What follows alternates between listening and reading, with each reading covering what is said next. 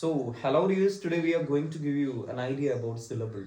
Syllable count ചെയ്യാനുള്ള ഒരു question എന്തായാലും നമ്മുടെ ക്വസ്റ്റ്യൻ പേപ്പറിനകത്ത് ഷുവർ ആണ് അല്ലേ? അപ്പൊ എന്താണ് സിലബിൾ എന്നത് നിങ്ങൾക്ക് അറിയാമെന്നാണ് ഞാൻ കരുതുന്നത്. We can say that a syllable is a complete word or part of a word with one vowel sound എന്നാണ്. അതായത് ഒരു വവൽ സൗണ്ടോട് കൂടെയുള്ള ഒരു വാക്യത്തെയോ ഒരു വാക്കിന്റെ ഒരു ഭാഗത്തെയോ ആണ് നമ്മൾ സിലബിൾ എന്ന് പറയാ. അപ്പോ ഏതൊക്കെയാണ് വവൽ സൗണ്ട്സ് എന്ന് നിങ്ങൾക്ക് അറിയുന്നുണ്ടെങ്കിൽ സിമ്പിൾ ആയിട്ട് ആ ഇത് കൗണ്ട് ചെയ്യാൻ സിലബിൾ കൗണ്ട് ചെയ്യാൻ നിങ്ങളെ കൊണ്ട് പറ്റും അല്ലെ.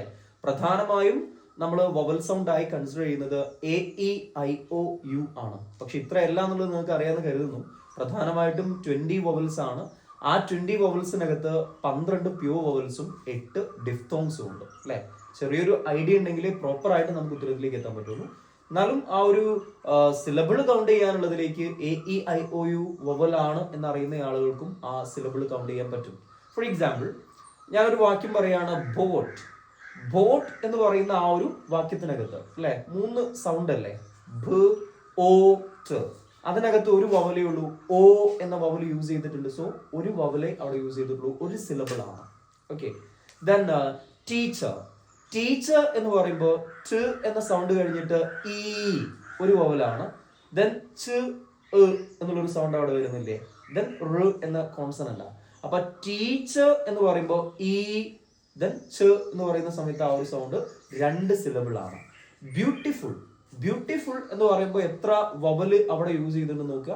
ബ്യൂ എന്ന് പറയുമ്പോൾ ഉ എന്ന ഒരു വവല്, ടി എന്ന് പറയുമ്പോൾ ഇ എന്ന വവല്, ഫു എന്ന് പറയുമ്പോൾ ഉ എന്ന വവല്. അപ്പൊ അവിടെ 3 സിലബിൾസ് ആണ്.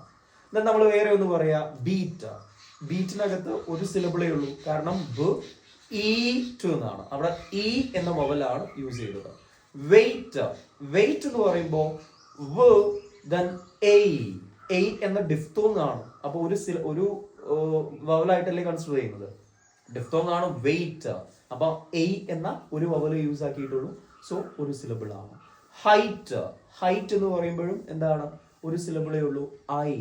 അപ്പൊ അങ്ങനെ വവൽ സൗണ്ടിനെ കുറിച്ച് ചെറിയൊരു ധാരണ ഉണ്ടെന്നുണ്ടെങ്കിൽ you will get the answer. അപ്പൊ അതൊന്ന് കൗണ്ട് ചെയ്യാൻ വേണ്ടിയിട്ട് പഠിക്കണേ. Okay, see you in another video. Till then bye. Thank U.